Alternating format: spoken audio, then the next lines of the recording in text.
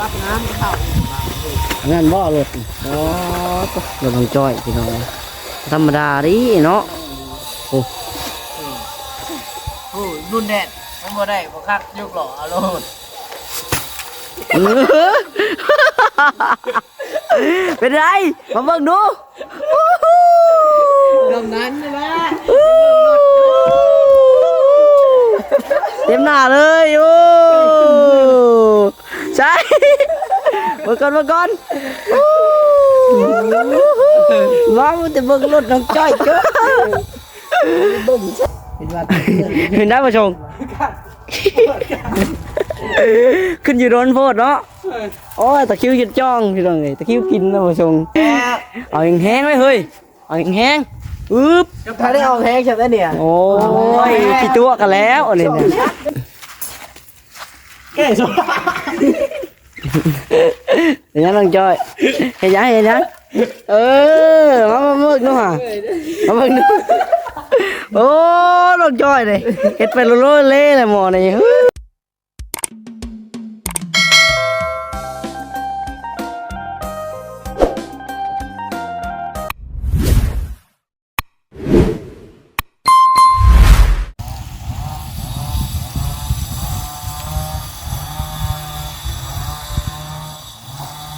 เอาพี่น้องเนาะโตเปิดมาก็ได้เปิดภาพบรรยากาศมาพี่น้องเลยเนาะโดยมาพบพ่อกับทางน้องไซล่าอีกคือเก่าคือเดิมพี่น้องเนาะเพิ่มเติมมื้อนี้สิมาอัปเดตให้แม่ๆ FC เบิ่งพี่น้องเอ้ยทายให้แม่ๆ FC เพื่อได้รับเบิ่งแล้วก็ส้มน้ำกันเนาะพี่น้องเนาะ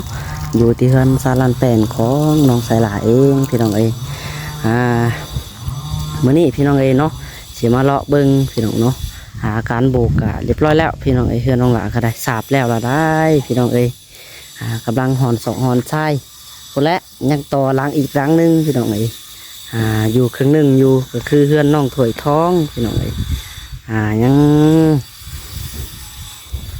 บริโบกบริสาบเลย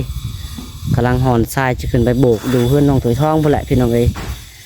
นั่นแหละเลยถ่ายคลิปให้แม่ซีเบิ่งก่อนเฮือนน้องหลาพี่น้องเอ้ยเนาะว่าทราบแล้วก็ต้องรอให้แม่ซีเบิ่งก่อนว่าเป็นแนวใดพี่น้องเอ้ยนี่ก็จะเป็นด้านหน้าเลยพี่น้องเนาะด้านหน้าทางนี้นี่เรียบร้อยด้านหน้าด้านข้างพี่น้องเอ้ยข้างเรียบร้อยยังเหลือแต่รอมันแห้งๆจักหน่อยแล้วก็สีเริ่มลงมือทาสีพี่น้องเอ้ยเนาะตัวสบายดีประทรงสบายดีเด้อตัวได้จะพุ้ยละเศร้านี่2บ่นั่นแหละหากระซักเครื่องแล้วกินนี่พี่น้องเลยจะเพิ่นพากระหอนทรายไว้มานี่มือเพื่อแหละจังสิได้ลงมือสาบโบกก็ได้เนาะหอนทรายไว้สบายดีน้องถุยทองกำนันทงพี่น้องเนาะบ้านใส่หมวกใส่หมวกกำนันทงเลยเนี่ยยังไงใช่ผมเป็นหมวกอันกัปตันเนาะกัปตันเรือนะเท่ได้หมดถุยทองวิทย์ขึ้นไหมมันคือกำนันทงนี่มันตั้งไก่กันรอจะยืดมาเถอะเขาว่าไปแล้ว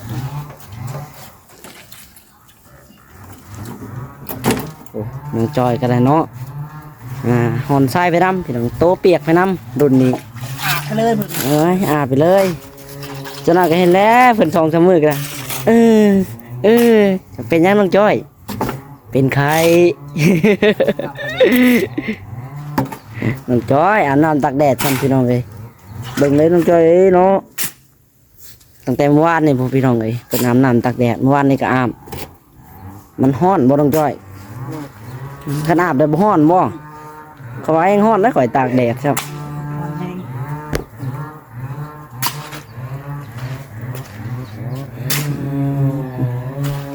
มาส่งเป็นคนขึ้นไปทองคนตักน้องจอยเป็นคนย่อ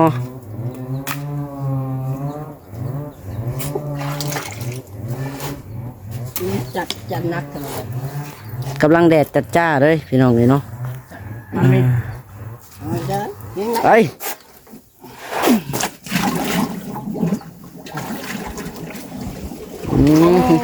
เป๊ปนี่เป็นด่าน หล่อแต่เก่าเขาชุบหล่อเขาไม่ได้เก็บอยู่เลยนี่เออ บ่ส่งขึ้นห้อนเลยพี่น้องเอ้ย ชิลงเขาสุด ทางไหนพบแล้วข่อยกันเนาะว้าย จังไงนี่เอ็ดแห้งวันน่ะว่า นี่นะมาส่งชิดลงใกล้ๆน้องจ้อยนะเปียกแล้วน้ำน้ำอยู่แล้วอ่ะ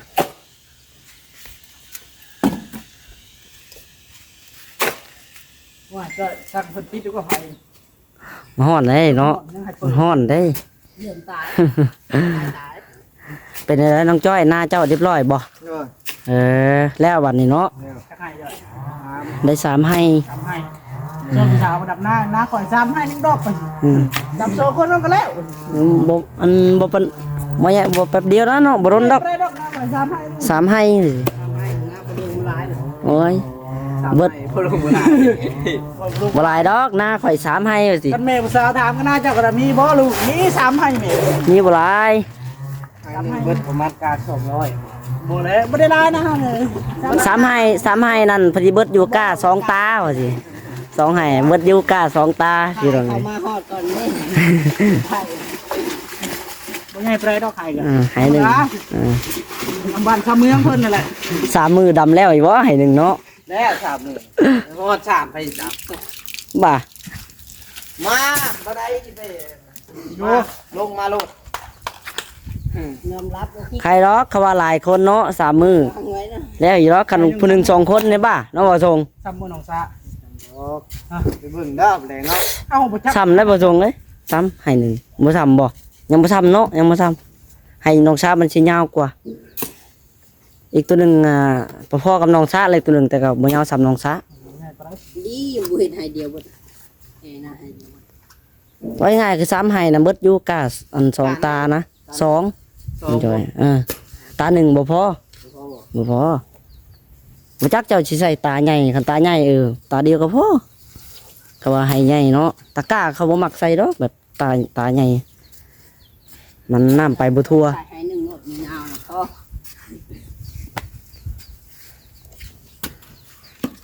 เห็น FC เพิ่นเม่นมาอยู่ปั๊บอันหน้าปีแรกเข้าสิบ่งามปานใดเพิ่นว่าคันแม่นบ่ประสงค์ จักแลเนาะเฮาเคยดำน้ำปั๊บคืออะไร น่าสิแม่นอยู่เนาะเบิ่งเพิ่นว่าพี่น้อง ว่าคุณยังก็พนอกเลย เนาะเพิ่นไถออกบ่ได้เป็นเพื่องเป็นหยังก็เนาะเป็นฝุ่นอิหยังก็ได้พี่น้อง มันดำเพื่อน มันหลอนเนาะ มันร้อนเลยเบิดเด้ขี้ดินแก่นล้วนๆเด้ ต้องเก็บจริงหัวมาใส่งัว ผู้แลผู้หลายปีผู้แล งูมาใส่ ประมาณปีสองปีพุ่นแหละเพิ่นว่าจังสีเข้าก็สีงามขึ้น ปีแรกบ่ปานใดเพิ่นว่าปีแรก ใส่งัวเดี๋ยวนี้เขาก็บ่ให้แล้วงัวเอาเก็บต้องทุ่งนาแล้วทุ่งนาเฮางัวยังหลายหลอดเข้าไปหลอดกดกอไว้บาด รอดแล้วนะเนาะ ลงสุดใช่เลย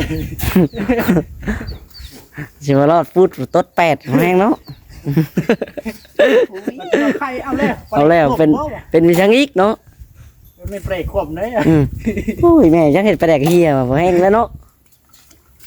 เดี๋ยวที่จะไปจักเลย ตอนแรกยังออกไปเบิ่งเนาะน้องจ้อยเนาะออกไปแสดงลิ้นอยู่ให้หน้าอีกพี่น้อง แดงเนาะ ตอนแรกเมื่อวานนี้มันยังบ่ได้ออกซ้ำพี่น้องเลยน้องหลาบ่ได้ออกไปซ้ำว่าสิออกไปวานนี้ค่าเฮ็ดเวียกเบิดมือเลยพี่น้องบ่ได้จับมาโทรศัพท์เมื่อวานนี่บ่ได้ถ่ายคลิปเลย กินข้าวเที่ยงแล้วก็ลุยเลยบ่ได้ซึ้งนั่นนะเพราะว่าย่านบ่แล้วสุดท้ายก็แล้วได้พี่น้องเลยเนาะแล้วแต่วานนี่พุ่นแหละสองพาไปเดี๋ยวน้องหลาสิชวนแม่ๆที่เลาะเบิ่งก่อนจ้ะ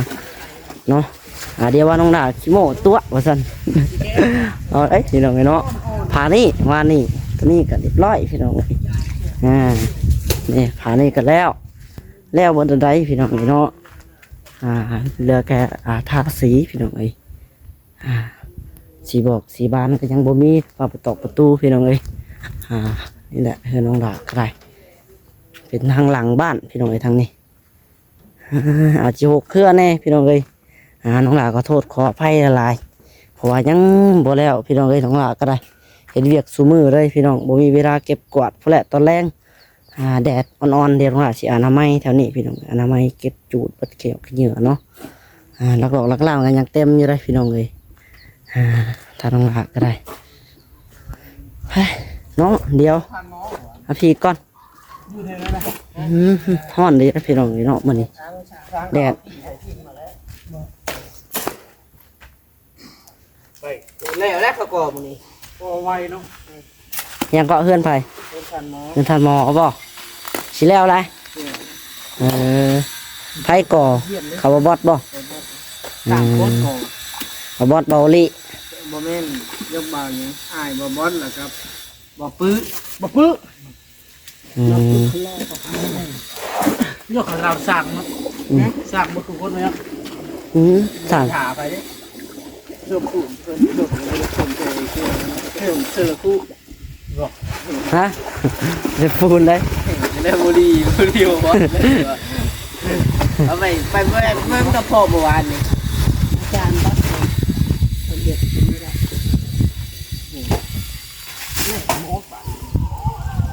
เออ ไม่แย่ล่ะ เอ้าแต่5 โมงเช้า มายังอันนี้บ่โทรโคงบ่โทรโคงบ่ปักเลยบ่ ปักเลือก็เอิ้น บ่ บ้านเจ้าเอิ้นได้หลาย เลิก แม่ บ้านเพิ่นโทรโคงบ้านเพิ่น โทรโคง อ่า แม่นบ่ ฮะ ใช่บ่แม่นนะ คันเอาไปพุทธนี่นี่ละหมอลำน่ะ น่ะสิเต็มเลย นั่นแหละพี่น้องเนาะ ว้าวนะ ว่าเอิ้นบ่คือกันเนาะปักเลอโทรโคงเพิ่นกันเอิ้นบ่คือกันฮะลำโพงว่าสิตัวทองเลยเหรอลำโพงว่าตัวทองลำโพงก็ใส่กระติกบ่ คล้ายๆคือกระติกเนาะนะ อันนี้เด้อจ้อย กาแฟนม แม่นม โอ้ยตักกินกันวันนั้นน่ะตักกินน้องจ้อยกาแฟนมอ่ะ อีแม่มาโห้ยไข่มุกว่าสิ ไข่มุกขี้แม่ขี้แม่มาโห้ยไข่มุก ตักให้วีเจ้าเลย ไข่มุกว่าสิ ไปลงข้างใน ไอ้ยุกขนมปกถึง ไข่มุกหลายเด้ ไข่มุกเนาะ ก็มันคือเดียวกับอีแม่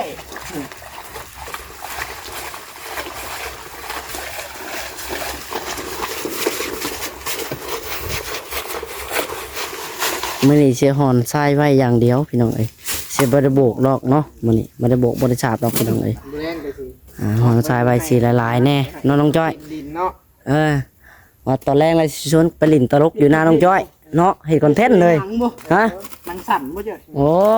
หนังสั่นนะเนาะ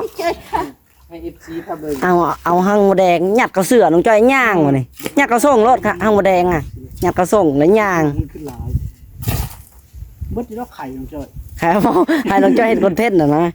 เฮ็ดแบบแกงตัวแข็งแกร่งนะยัดกับปุ๊บย่างมาดมานี่ อย่างเลยว่า3อยู่ ให้กินเกือกแล้วเนาะ โอ้ยหมองนี่ก็ทุกหมองนี่ก็ทุกหม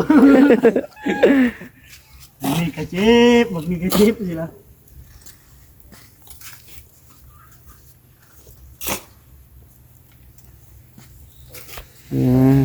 แดดเลยเนาะแบบนี้แหละพี่น้องไงน้องหลาโบกเพื่อนเมื่อวานนี่ก็ได้เมี่ยงแบบนี้แหละเอาจนแบบบ่มีลมมืออย่างแล้วนะต้นไม้ ยังธรรมดาตะแมงหอน คนอยู่ดอก ตกแห้งๆเนาะ ต้นไม้นี่บ่เห็นตีงเลยนิ่งคลิกเลย จะประกันเกียรติบ่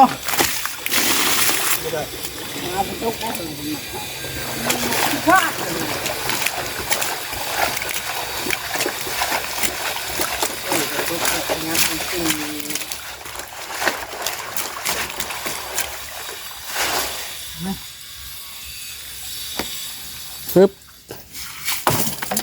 ม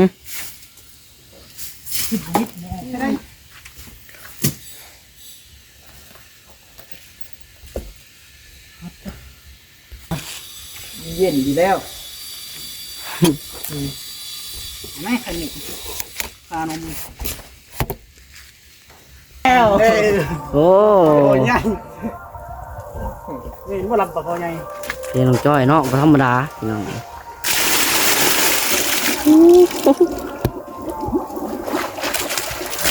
เป้ลงเลย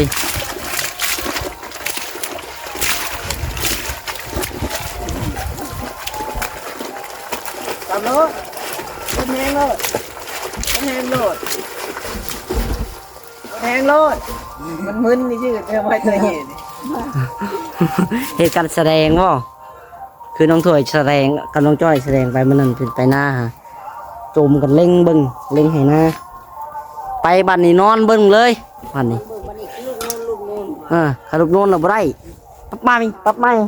จ่ายเงินบ่จ้ะ นั่งเพิ่นได้เงิน บ่ ยังมาทันจ่ายเพิ่นบ่ยังมาทันเอาให้เงินเพิ่นบ่ เพิ่นไม่เห็นโทรมาเลย เอ เอามาหา อดีแล้วจ้ะเพิ่นบ่โทรมาเนาะ มาเอาเพื่อน เอานั่งหนา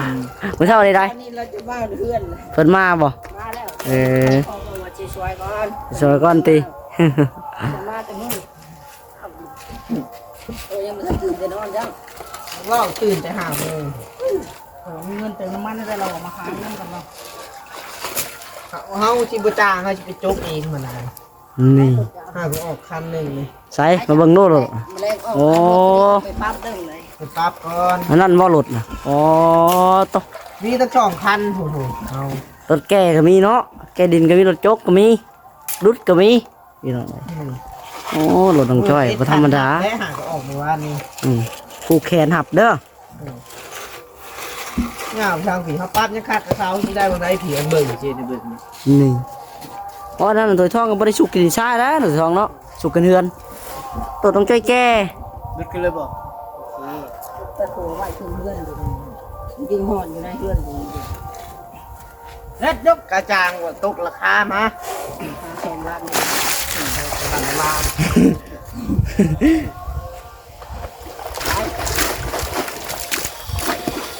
เรื่องไว้ที่เรื่องช้า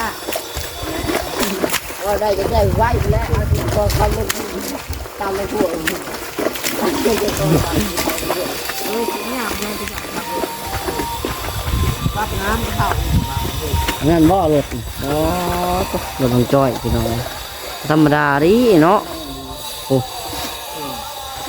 โอ้รุ่นแดดมันบ่ได้บ่คักยกหล่อเอาโลด เป็นไรมาเบิ่งดู ดำนั้นใช่ไหม เต็มหน้าเลยโอ้ใช่มาก่อนมาก่อนว้าวแต่เบิ่งรถน้องจ้อยเจ้า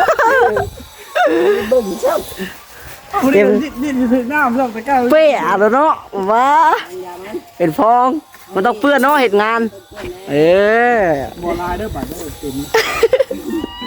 ต้องชี้เชิญน้องจ้อยไหมมันยังถึก จะยืนว่าจะลิ้นรถอะไรอยู่ เบิ่งรถโคบ่โอ้ยเบิ่งรถโคน้องจ้อยพี่น้องไง รถใหญ่ จุดเกิดเหตุบ่คาดคิดเลยเนาะ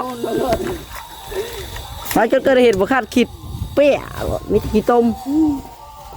ใส่คำว่าตุไส้แล้วเกิดเหตุบ่คาดคิดพี่น้องเอ้ย จะหายใจเลยเนาะ ตุไส้ก็บ่เห็นมาเลยไรเงียบเลยพี่น้องเอ้ย มีเงินเติมน้ำมัน เพิ่นว่าอะไรแซ่ดน้ำสวยอยู่บ่ ไม่ได้เห็นแล้วลงคลิป เป็นว่าหาเงินก้อนมีเงินเติมน้ำมัน ไก่เนาะบ่ตีเพิ่นแหละพี่น้องเอ้ยมาซุมื้อแล้วก็ละช่วงนั้นมานี่บ่เห็นเลยได้ตุไส้ก็ได้เงียบ มันอร่อยอย่างเมียแล้วไปจ้ะ ตุไส้ผัดไส้เนาะชื่อเพิ่นเปลี่ยนชื่อใหม่ จะไม่ได้ยุ่งนะ อื้อ เห็ดคือห้วยไงตรง เออ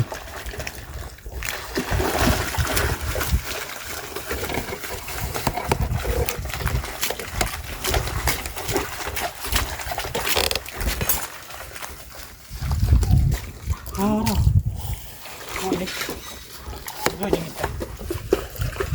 ง เคยมันจีเหียจะคือ เอาค่ำน้องจ้อยค่ำเรามาค่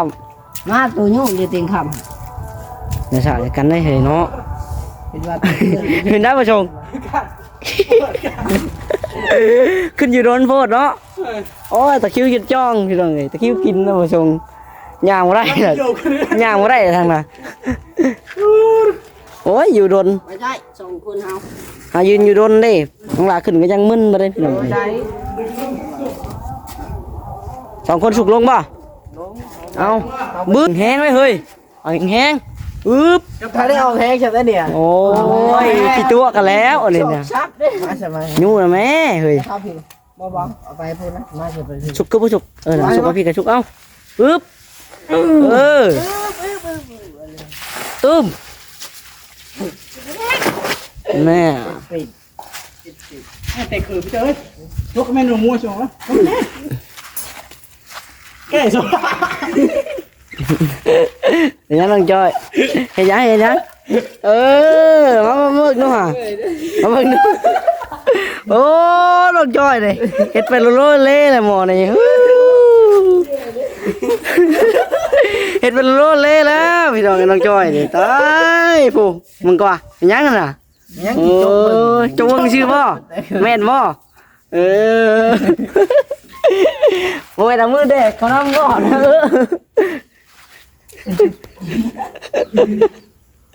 โอ้ยโดนกระช่องไปแล้วผู้ดูท้องแล้ววะ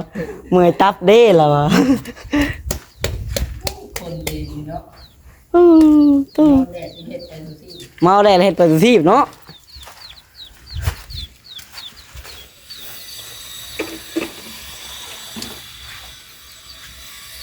เอาพี่น้องเลยเดี๋ยวเนาะ จะได้ พากันต่อให้มันอันจะเด็ดน้ำขึ้นใหญ่ไปเนาะให้น้ำมันออกก่อนพี่น้องเลยเอ้าบุ่มลงแล้วต่อไปโอเคพี่น้องเลยเดี๋ยวไปเบิ่งทางขึ้นออกถือทองก่อนเนาะมื้ออื่นเขาสิได้ลุยโบกต่อพี่น้องเลย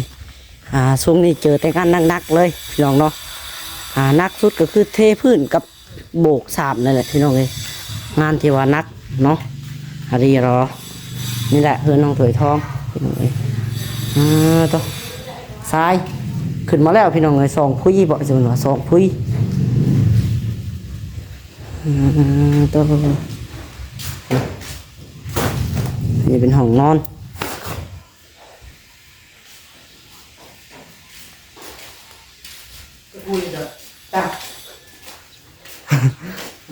ใช่ว่าสองพุ้ยเนาะ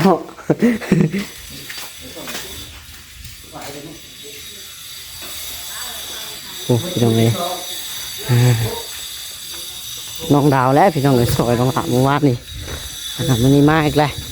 มากับอะไรเรียกหรอกพี่น้องเลยฟังเบิ้งมือเพิ่นว่าจะมาซอยบ่ในวันใดไปโอเคพี่น้องเลยสำหรับคลิปนี้ก็น้องหลานจะขอตัวลาไปก่อนพี่น้องเลยไปพบพ่อกันคลิปต่อไปนะพี่น้องเนาะเอาสำหรับคลิปนี้จะขอกล่าวคำว่าสบายดีพี่น้องบ๊ายบาย